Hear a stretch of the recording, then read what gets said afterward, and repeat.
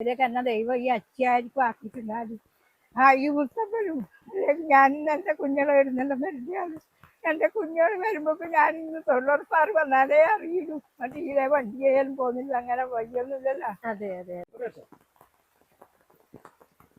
നമ്മള് ഇപ്പോൾ ഉള്ളത് കണ്ണൂർ ജില്ലയിൽ തന്നെ മാത്തിൽ തവിടിശ്ശേരി എന്ന് പറയുന്ന സ്ഥലത്താണ്. ഇന്ന് ജൂൺ 6 കണ്ണൂർ ജില്ലയിൽ റെഡ് അലേർട്ട് പ്രഖ്യാപിച്ചിരിക്കുന്ന ഒരു സാഹചര്യമാണ്. രാവിലെ മുതൽ തോരാത്ത മഴയാണ്. എത്തിയിരിക്കുന്നത് തമ്പായിയമ്മയെ കാണാനാണ്. പുണ്ണാക്കൻ തമ്പായി. ഇവരുടെ വീട് ഇന്ന് രാവിലെ എത്ര മണിയോടെ ആയിരുന്നു അമ്മ? 7:15. 7:15.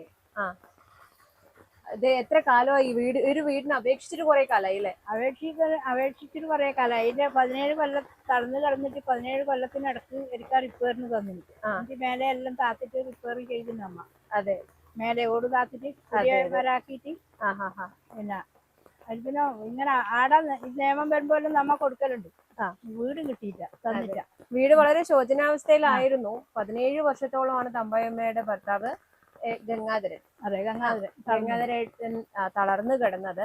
ആ സമയം മുതലേ ഒരു പുതിയ വീടിന് വേണ്ടി അപേക്ഷ വച്ചിരുന്നു. പക്ഷെ ഇതുവരെയും ഒരു വീട് പാസ്സായി കിട്ടിയിട്ടുണ്ടായിരുന്നില്ല. ഈ വീട്ടിൽ തന്നെയാണ് തമ്പായമ്മ ഇപ്പൊ ഒറ്റയ്ക്കാണ്. ഭർത്താവ് മരിച്ചിട്ട് എത്ര വർഷമായി? 4 കൊല്ലായി.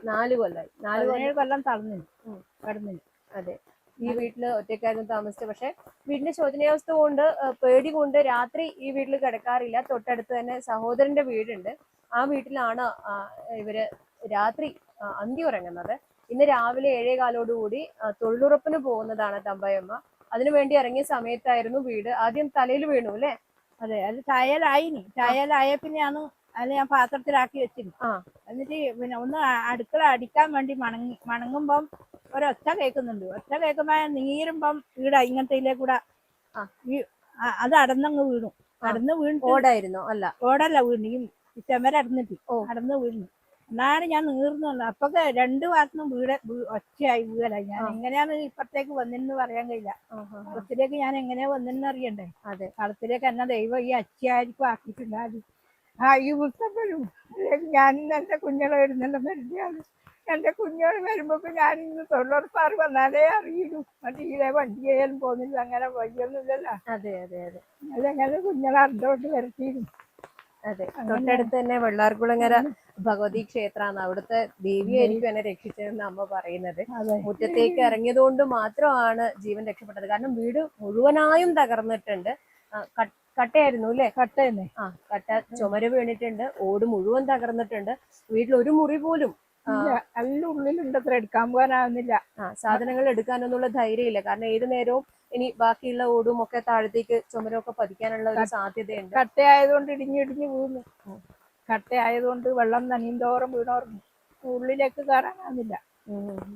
ഉള്ളുണ്ട് ഉള്ളിൽ. 3 പെൺമക്കളാണ് അമ്മയ്ക്കുള്ളത്. അവര് 3 പേരും കല്യാണം കഴിഞ്ഞ് 3 സ്ഥലത്തായിരുന്നു. ഇന്നിപ്പോ വേഷമറിഞ്ഞ് അവരെത്തിയിട്ടുണ്ട് അല്ലേ? അവര് വന്നിനി. അവര് 2 വന്നിട്ട് പോയി. പിന്നെ എല്ലാം അപേക്ഷയെല്ലാം കൊടുത്തിട്ട് അവര് പോയി. പിന്നെ ഇവരിപ്പൊ ഇരുത്തിന്ന് പറഞ്ഞല്ലേ, ഇവര് ദൂരത്ത് വരണ്ടേ? ഇവര് ഇരുത്തിന്നാണ് വരുന്നത്. അതെ, മൂത്ത മോള്. ഇങ്ങനെ ഒരു ദുരന്തം സംഭവിച്ചതിന് ശേഷം മാത്രം ഉണർന്ന് പ്രവർത്തിക്കുന്ന ഒരു സിസ്റ്റം ഇനിയെങ്കിലും മാറേണ്ടതുണ്ട്. എത്രയോ കാലങ്ങളായി ഇവരൊരു വീടിന് വേണ്ടി എപ്പോഴും നമ്മൾ പറയുന്നുണ്ട് അതിദരിദ്രമുക്ത സംസ്ഥാനമാണെന്നൊക്കെ പറഞ്ഞിട്ട് നമ്മുടെ ചുറ്റും ഒക്കെ കാണുന്നത് ഇങ്ങനെ വീട് പൊളിഞ്ഞു വീഴുന്നവരും വീടില്ലാത്തവരും ഒരു നേരം ഭക്ഷണം കഴിക്കാനില്ലാത്തവരും ഒക്കെ ആയിട്ടുള്ള മനുഷ്യന്മാരാണ്. ഇവരുടെ വേദന കാണാൻ ഇനിയെങ്കിലും അധികൃതർ കണ്ണു തുറക്കണമെന്ന് മാത്രമാണ് പറയാനുള്ളത്. ഫസ്റ്റ് വൺ സ്ട്രീറ്റ് മീഡിയയ്ക്ക് വേണ്ടി KN വർഷം.